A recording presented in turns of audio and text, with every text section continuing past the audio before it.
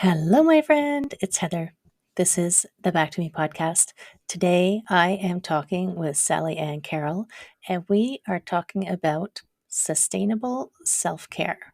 So, we're talking about what that looks like, what that even means, and how often we want this big change and we want everything all at once. And we're usually doing that from a place of depletion and overwhelm. And that's not the best place to do it from. And big changes are not necessarily sustainable. So have a listen. Let me know what you think. Take care of yourself, and I will see you soon.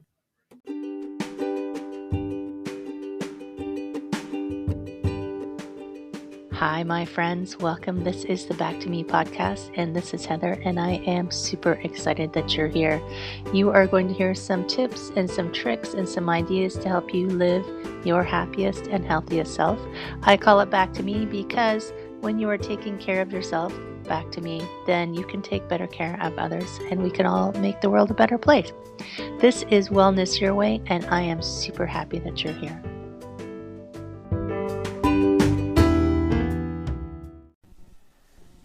Hello, my friend. Happy Friday. This is Heather. This is another episode of the Fabulous and Amazing Back to Me podcast, where we talk to fabulous and amazing humans and learn things that maybe we didn't know or didn't think of. And maybe it makes life even better. And heck, I'm up for that.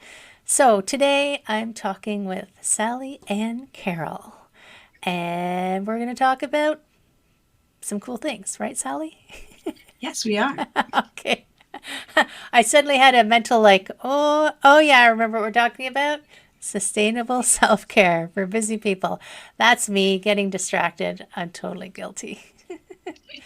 So, Sally, I always like to start because I'm super curious with how did you get into this world of helping people out? Well, it started actually with my own transformational life and career explosion. That's the word Explosion. I like to use.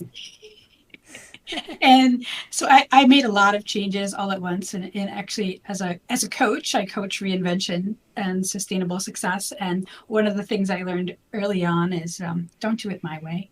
But And so that's how I got into this. Is I was in a position of wanting to change a lot of things and needing to change some things that I was not in control of, and went looking for resources and ended up along the way over a couple of year period. I ended up in coach training, became a coach, further studied positive psychology coaching for just so then that started some narrative coaching, did a lot of work on myself, and started working with clients, and the rest is sort of history. It was not necessarily a career move that I had planned, but it actually combines all of my background into one neat little package, and it's been the best thing I ever did.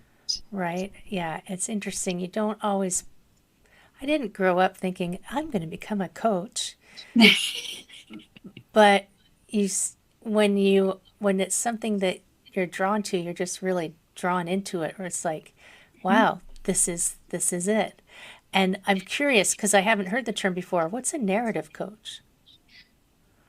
It's looking at the narrative structures that we use, our belief systems, our mindsets, and really getting into the deconstruction of that so that we can actually construct them in ways that are empowering and helpful More, to us yeah, versus the ones that are not so helpful.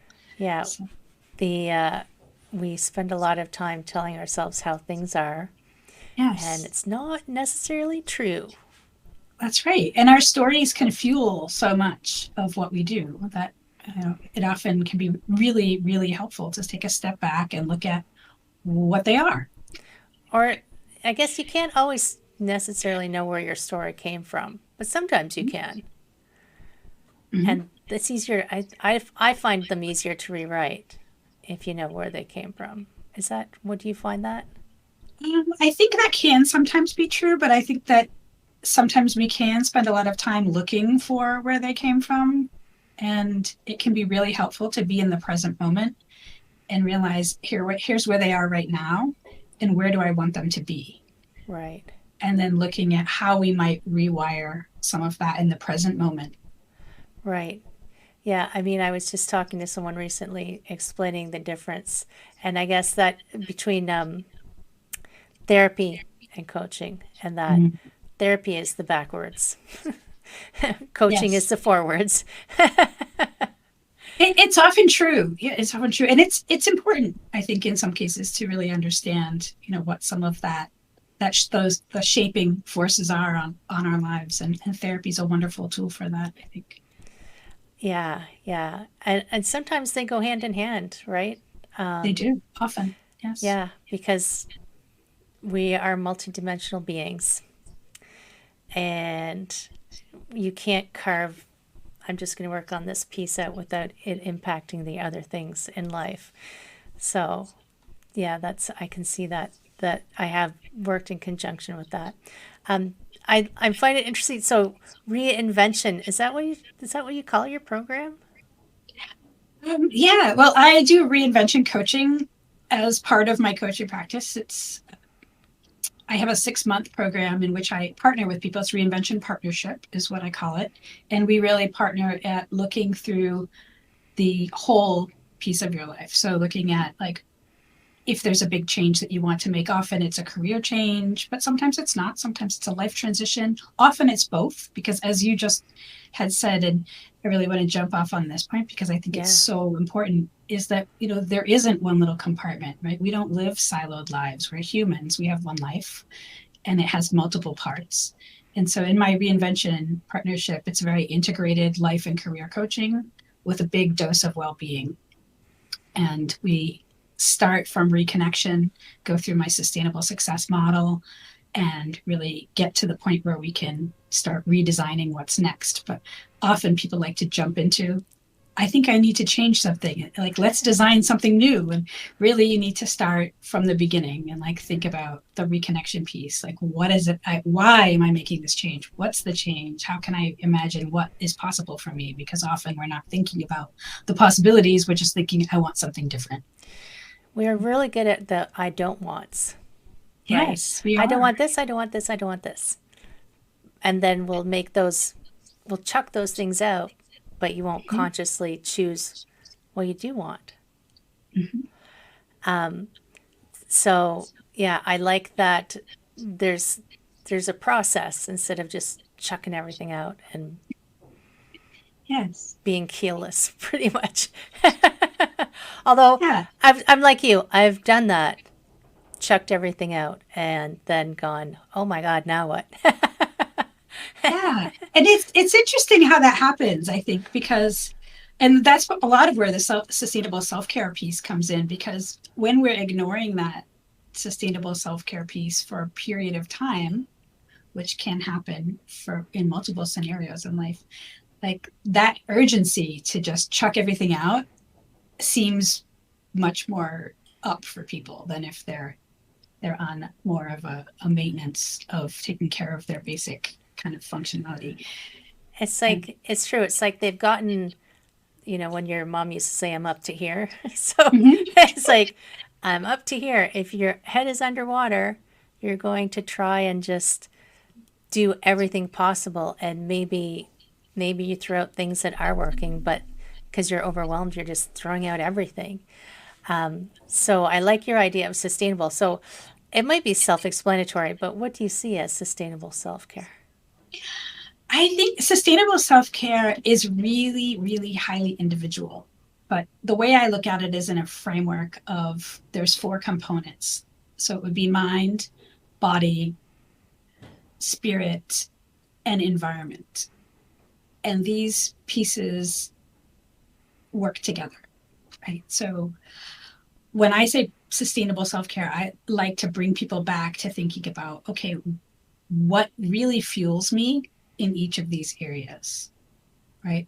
Let's toss out the ideas of what we're supposed to be doing for self-care. It's Let's not a get, massage, by the way. Well, it can it's be, not, but oh, it can be. I am actually a very big fan of massage, and I've had one every month for the last 20 years. oh, Uh, but that is part of my physical self-care. And it's something that I take, it really helps me. But I agree. There's just, we get into these ideas of self-care as being kind of pampering or luxury. Right. And I look at it very differently in terms of sustainable self. It's managing your personal energy. It's taking care of those basics of sleep and nutrition and those sorts of things. It's engaging in a creative pursuit, if that's something that fuels you. It's that spiritual component, which everybody has a different view of what that means to them, but having community. There's so many little factors. And really, it's about finding what those factors are for you and creating a very basic, like I have my clients do a completely basic self-care, like throw out all the to do, like I don't want to hear about the morning routine that has 20 points on it, or like the evening, like pick one thing from each of the four categories and start there. And then Right. you can build from there, right? But just take care of like really listening to yourself and customizing that for yourself to fuel your own personal energy. We And do then get, that yeah, builds on itself. we do get stuck in that, well, this famous person said that I need to do these things every single morning. But that almost causes you to have more stuff on your plate Mhm. and Yeah. more stress, and then that's not sustainable. Yes. That's It's, actually why I call it sustainable self care, because I think that we get caught up, and it's very easy to do in our society because we've got messages coming at us all the time and all the things that we could and should be doing, that we lose sight of like just checking in with ourselves and like, oh, I feel really great when I go for a run every day or 3 times a week. Or I feel at my best when I know I get 8 hours of sleep. Or I've had a couple sleep talks recently. So, yeah, those like really basic things can be the foundation. And then you can build on it. Like some people really find, a very keyed in morning routine that gives them some nourishment in the morning. That's a part of their self-care. That's something that's non-negotiable and that they do it. But I like to really drill it down to what are those non-negotiable things and start there. And then you can build on as much as you want, but taking care of that really basic level so that it does not become a chore. It does not become another thing to put on the calendar that doesn't get done and then feel defeated at the end of the week that, I'm so bad at taking care of myself, which is the message that I heard from a lot of my clients who were coming to me for career work or for life transition coaching, is that self-care was sort of, in some cases, kind of a basic denominator of where people were getting stuck. And that's actually right. how I created my book, Nourish, was based on talking to my clients. And I was like, all right, I'm creating this for you because like, here's some really, really easy ways to check in with yourself. And they're not superficial ways, though. Like I had a colleague of mine read my book when it first came out, Nourish, and she said that she is going to start from the beginning again, and she's going to read one little section and then work on it because it seems very simple, but it's actually like she had to really think about what was going on in her life and where was she taking care of herself and not. And so that's my intention with sustainable self-care is I want it to be impactful and transformational in your life, but I don't want it to be a list of things you have to be doing or a list of things that somebody else told you to do. Right? And That there's only so defeats the many things you purpose. can take on at a time anyway, right? Right, right. And then it's not self-care anymore. Then it's something else. And I'm Then not it sure what becomes the a term is job. for that. Yes.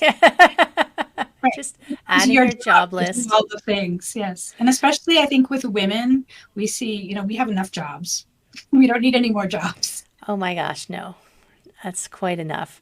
And I was thinking about the sustainable self care, and when you're trying to start that new, it's time. I mean, I did call it podcast back to me. It's time to get back to me and start and recognizing that taking care of yourself will actually benefit everyone and everything in your life. Like picking those small things, and because people are so impatient, okay, I did it for a week, it's time for another one. Yes. But I always feel like it's not time to add something else until it's automatic. Like Mhm. it's become so ingrained and so habitual, you just do it without thinking about it because it's now part of who you are. And I guess that's how I see that sustainability coming in because they it's not something they have to think about anymore, right? Absolutely. Absolutely. I Do completely agree. do you find that takes people different, like, do you find people in a hurry all the time? Yes. I find people in, not only, I find them in a hurry, and I also find them trying to create a destination. Like, okay, I've done it for a week. Have I got there yet? Like, where's my benefits? When can I stop? When, right. Have I check, can I check that box? Right. I have a lot of box checkers in my world. And it's what I try to bring it back to is it's not about that, right? It's about nurturing yourself and creating, exactly as you say, habits that you want to just become part of the fabric of your life. And it's not a, like, I used, because I made, so I was a massage therapist. I just retired at the end of 2022 after 14 years. And people would say to me, well, how often do I need to come? And I would say, well, once a month is a good maintenance schedule. For how long? They would want to know for how long. I'm like, ever? As long as you have a body? And they would look at you like, what do you mean? Isn't this just, can't I just do this, like, and be done? And so I would always use the comparison. It's like, how often do you have to eat to take care of your body? So Mm-hmm. why is everything else to take care of your body only a checkbox for you, Mm-hmm. right? So Yes. but it's a different way of thinking about it. It is, it is. And it's the same thing with our minds, right? I mean, for me, one of the things that I had taken up in the pandemic is I restarted my meditation practice. And I've had a meditation practice since I was in college, so a very long time. But it's in the past couple of years, it had been a bit more loose, say. And I thought, this is before the pandemic actually hit, but like right that January, I said, I don't know, I just feel like this would be a good year for me to bring that back. Right? I'm going to start meditating every morning for 15 minutes, just as a start. And I did that. And it was good timing, I'll tell you. No It kidding. certainly helped get through some of that period. But it wasn't like I'm going to do it for 3 months and see how it fits. It just, now it's just part of my morning. I just do it when I wake up, and then I'm ready to start the day. And meditation isn't everybody's thing, but it is my thing. It works for me. And I have clients who get up every morning and just, very mindfully make their cup of coffee. And that's uh, something that they're not willing to take out of their day now, right? It's just become part of the fabric. So I like to talk about non-negotiables. Like, Right. when you're deciding what these things are going to be, if you're starting a self-care plan or you're kind of re-engineering, is what are those non-negotiables? That's a great place to start, because then Yeah. you're not going to want to know when they end, right? They're just going to continue. And do you find that they can decide what their non-negotiable is right off the bat, or it's something they have to feel their way into? I think you have to feel your way into it. And I mean, this is one of the things I hear a lot from the people that I coach very often is, I mean, of course, as coaches, we probably get this all the time, but I certainly see a pattern of we don't know until we're asked, right? I mean, sometimes we do know. Sometimes we have this craving, like, I just know that, oh, if I only had time, I would do X every week, right? I would, I would go for a run every week. I would sit and just have 5 minutes to myself, a quiet time every day, right? Or I would just lock the door and have my me time.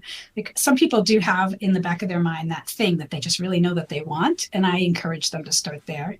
But I would say the majority of people are really stumped by the question when I ask them, like, what would their non-negotiables be in these categories Right. if they could choose? Like, if they had to pick one in each category, what's non-negotiable for them? And I think it's because we live in a society where we've made a lot of things negotiable that shouldn't really necessarily be negotiable, right?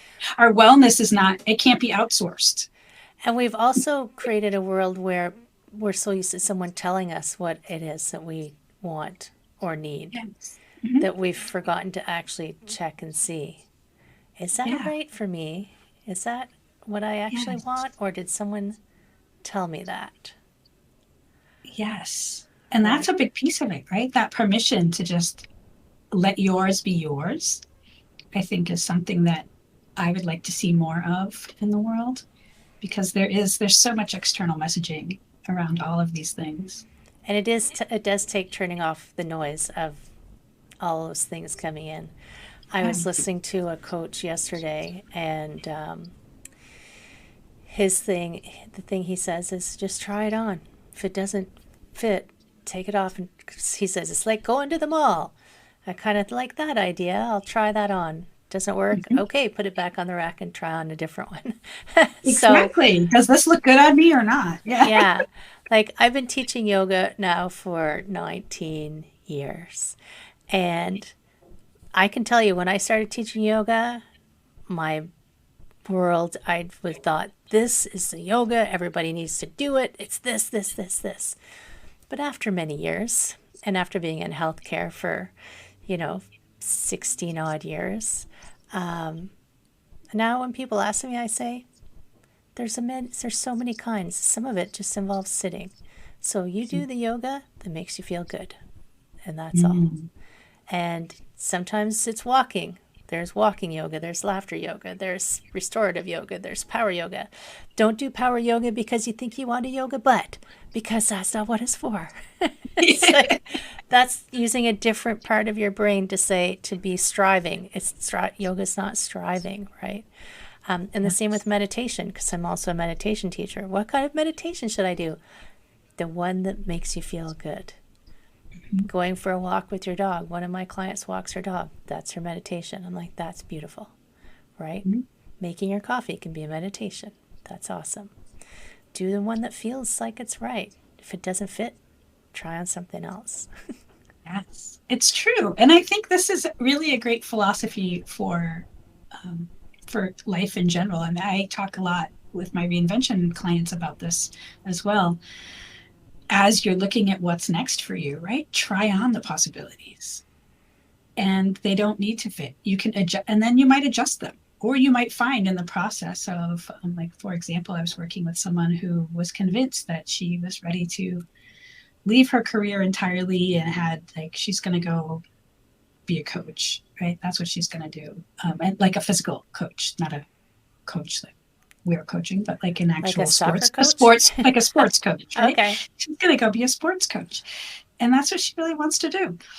And as we explored it, and she tried on some ideas and met with some people and went through the process of, like, really looking into her own strengths and values, and came back and said, I think this is not for me, right?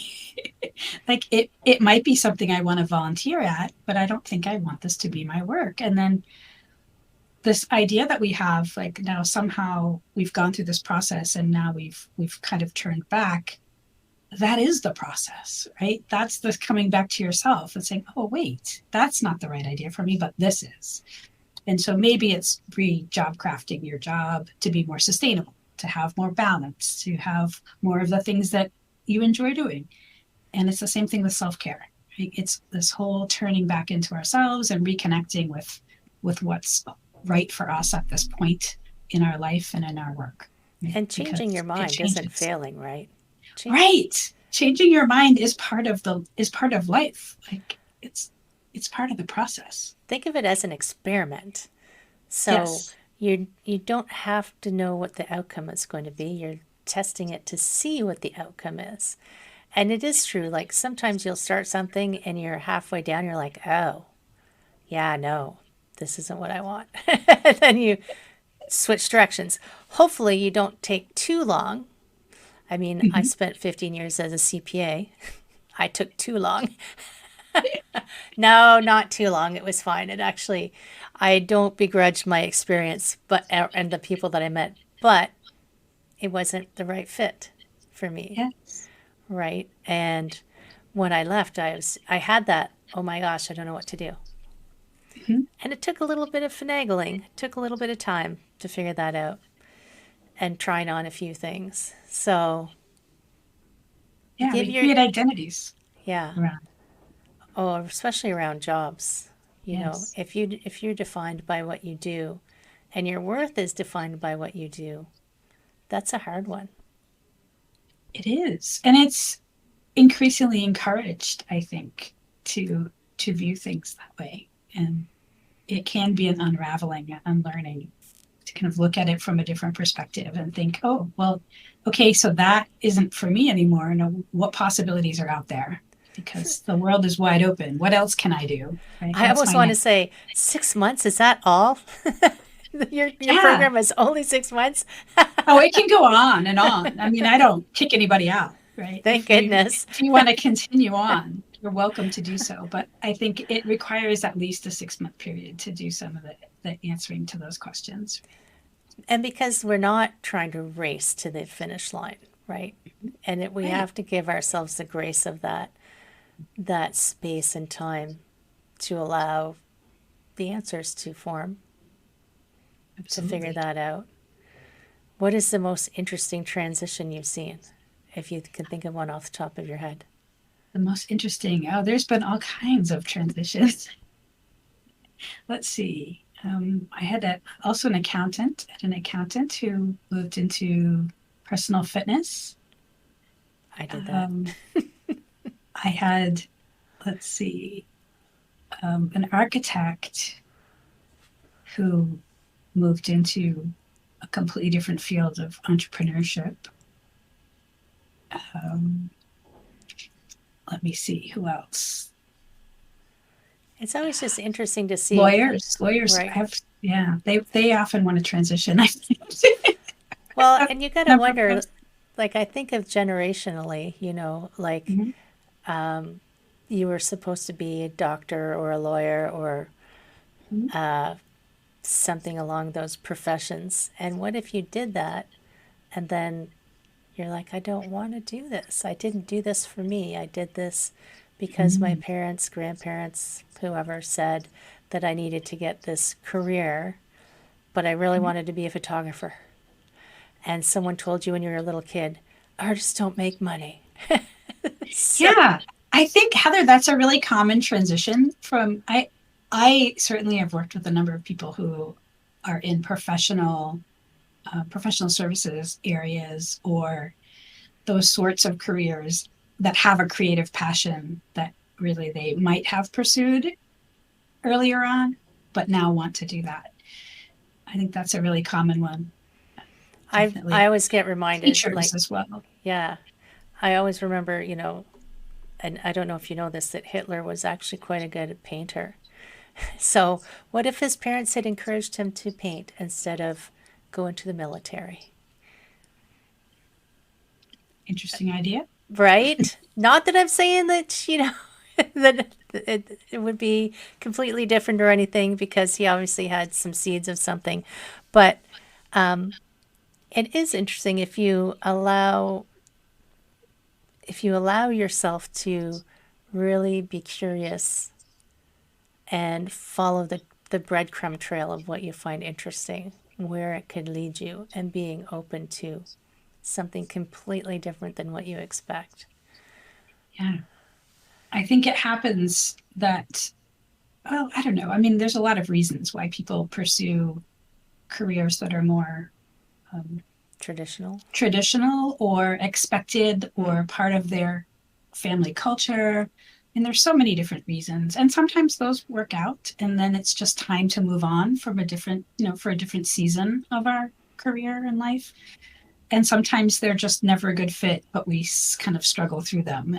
I've certainly worked with people who are in both areas. For me, my own first career, I started out working in journalism, Hmm. and that was never my intent. I How the heck did you end up there? and It was really interesting because I studied communication and I have been writing since I was young and really wanted to write and enjoyed doing that. But as a young person, I didn't really have the kind of the career input necessarily to think about all of the possibilities. I thought, okay, here's one that sounds good. And then I excelled in journalism and was really pushed into it by professors that, thought I had talent in that area. Like, oh, you should study this and, you should go into that area. And it was fine. I mean, I don't regret doing that work, but I certainly knew early on that it wasn't where I was going to stay. it's something that I have a passion for in terms of reading other people's critical journalism, but I don't think that I'm necessarily, I never really wanted to do that work. And I find that it's a great love and a passion if you're going to do it well. And for me, that was never where I was headed. So, Right. Yeah. but It is great skills I've learned along the way. I ask really good questions because of that. right. And I mean, I was encouraged to become an accountant because, that's a career and money, and I was good at it. And I I mean, I still have those skills. I still have that. I call it, I have two sides of my coin. I have the business logic brain, and then I have the wellness woo woo brain. And they work together in harmony. But it is true. I mean, sometimes the path is never straight. Mm-hmm. You just keep finding your way along it and finding that way to keep yourself well on the way. I mean, Yes. we're talking sustainable self-care, so it is, if you're pursuing things that are of interest to you, but you haven't been taking care of yourself, you don't have the energy to know. I think I wouldn't even know if I was interested in something or not if I was too tired and Yeah, unwell. and I think exactly. And this is why people get burned out and why they are just, not able to answer the questions about what's important to me. What is it that I want to pursue? What are my non-negotiables, right? Who can think about that when they're exhausted? Nobody. So it is that um, that ability to just like take care of yourself, mind, body, spirit, and then create that environment around you that supports that. That's the other Right. piece I think that we often forget about self-care is that supportive environment, which looks like lots of things to different people. But there is an aspect of our environment that's very influential. And so the more that we can take control over pieces of it so that we can give ourselves that support, I think is really critical to sustaining the other three pieces. Right. Yeah. Environment. I mean, that could encompass so many things. Like, I mean, when I think of, because you have, what is it, physical? What are the four things? Mind, body, spirit, and the environment. And so they're picking one from each. So, like, mind, I guess you could have some meditate, like, I could come up with thoughts of meditation and things too. And body is movement or sleep or things. Spirit, what kinds of things do you have in there? It would be whatever fuels your your soul, really, your Right. spirit. I mean, it might be spending time in your community, right? It might be volunteering. It might be an organized religious practice that you're really nourished by. For me, for a long time, it was a meditation group that I would go with and really feel nourished by that time that I would spend with them every week, right? Right. But it can be all sorts of things. And nature is another big one. That's probably where I get that most these days Yeah. is just really being out on a mountain or on the beach and experiencing the awe that nature just provides us every single day, which we're in our busy lives, we don't stop necessarily to even notice the miraculousness around us. And your environment, I mean, I guess you do get that overlap because mind could be studying, reading, or Mhm. silencing the mind. Yeah. Body, environment could be nature, which also Mhm. fuels your spirit, which also makes you feel better. So it's Yes. like, It's all connected. wow, it's all together. And Yes. environment, I also see like not only your physical location, but the people around you and where you choose to live, where you choose to work. All of those things intertwine, right? Yeah. Also, where do you choose to interact online, right? What news do you take in? There's Oh, so many yes. pieces of environment that influence us every single day. And just really, my goal is to really just be intentional about that, right? I mean, you Right. don't have to overhaul your environment, but if you know that a certain piece of your environment is not working for you, that's the place to begin, right? Right. If you know that Twitter just makes you angry, just don't read it. Yes, exactly. Yes, I left Twitter a long time ago. Yeah, me too. I left Twitter before all this stuff started happening. I was long gone. But yeah, and I guess being able to recognize, because I think sometimes people get addicted to that like outrage. It's like, but that's not healthy. So just unplug it somehow, Yeah, I mean, that's a great example of an environment that is not nourishing, right? right? I think that's the piece that can be very helpful to do is to think about those environments in terms of how do I feel when I'm interacting there? Like, what am I doing when I'm interacting in this environment? Or, like, even in your home environment, when you walk in the door, is that feeling good or does it feel chaotic? Um, Right, is it is it calming you down or is it really stressing you out? And making those little changes in each of those areas can make it a world of difference. It's amazing the difference that small little things can add up into us being able to more effectively manage our personal energy and feel good and feel energized and feel vital and be able to give that back to other people. right. Yeah, and those it is those small incremental changes consistently that we never believe. We understand the logic behind it, but we never believe it. We never believe it's true. It's really true. I mean, we're so focused on the big, right? Like, what Yeah, big thing can I do? And behavioral science will tell us until we stop listening that it's small incremental changes that actually get you where you want to go. But everybody wants to make the big leap first. It's like just try the small ones and see how you feel. Right? do the small ones while you're waiting for the big one to come in. Yeah. I mean, not that we shouldn't be thinking big. I'm all for thinking big, but how we can think big, but how we get there starts often with small steps. Yeah, yeah, so true. Oh my goodness. I'm going to put a post-it note up somewhere at some point because I always have post-it notes above my desk to remind me of the things that I know, but I haven't incorporated into my full knowing yet. Mhm. I remind myself every day, small steps, small steps.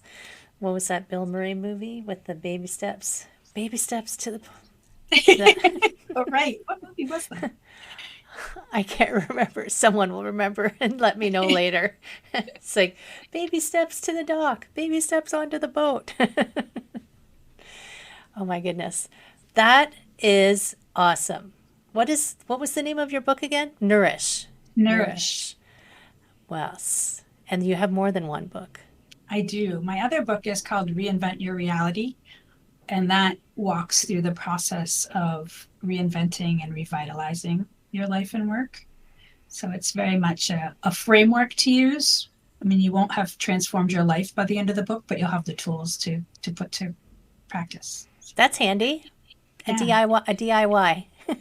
It is. It's based on a lot of my own story and based on the framework of coaching that I put together over the past many years in working with this. And so it also comes from a very sustainable, success based ethos, in which includes, there's a lot of self care that's included in this book because, as I mentioned, it seemed to be, and it continues to be, just such an underlying, I don't want to say problem, but an underlying condition, I think, for a lot of people who are in a process of transition to kind of forget that we need to revitalize ourselves continuously to do that work.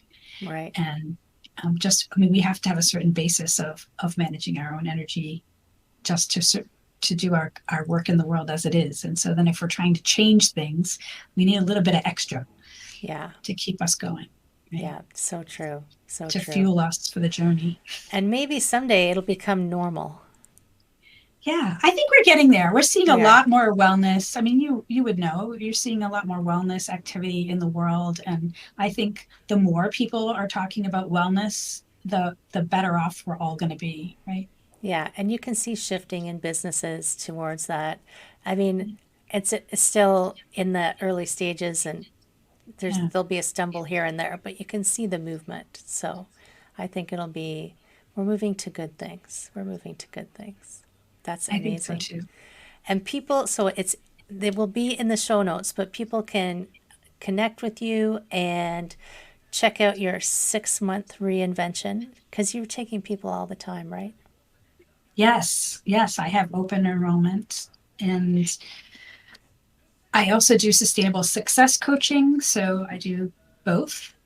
And anybody who wants to explore this area, I encourage them to get in touch, and we can just chat about what the best option is. Absolutely. And that, my friends, will all be in the show notes. So don't worry, you're not going to miss out. Sally, thank you so much for coming and hanging out with me and sharing all of this great information. I love your framework and I love the addressing that sustainability side before you try to leap off the cliff. Right? It's hard to build the net on the way down if you don't have enough tools with you. Exactly. You have to bring the tools with you. You can Yeah. build anything you want on the way down if you have Yeah. the right tools. Exactly. But before I let you go, I'm always ask people at the end if you have any final words of wisdom. Words of wisdom. Dun, dun, dun. Well, one thing that I'll share that I feel really passionate about is that we're already integrated. I talk to a lot of people about work-life integration, which is sort of an offshoot of the sustainable success piece. And we're already integrated, right? We are not professional human beings and personal human beings who live separate little siloed lives, right? We live one life, has multiple compartments, multiple responsibilities, and the best thing we could possibly do for ourselves is to really just sink into that and let it be true and manage all of your responsibilities from the place of I get to choose how I want to put that all together. Right? There's no rules. That's scary for some people, but it's so good. That's It when is it's scary. it is good. That's when it's good to bring a friend. Bring a friend. Yes. Get It a is good to coach. bring a friend. It Get is a good to bring a coach. friend. We all Yeah. deserve to thrive, right? And this We is all how we do deserve it. to thrive 100%. Thank you so much, Sally. Thank you for Thank you. sharing. Thank you for all this knowledge that you bring and all the people that you are helping. And yes, thank you so much. Thank you. It's been such a pleasure to talk with you, Heather, about this Absolutely. topic. I could talk for hours on I this know. topic. We both could. But respecting our friends with the podcast. Yes. Yes. So thank you, my friend, for joining us. Check out Sally Ann's links. They're in the show notes. If you think there's someone who's could use some help reinventing themselves, share the podcast over to them. I'm sure they will enjoy it. And of course, as always, subscribe, comment, and like, my friends. I will see you again next week. Take care.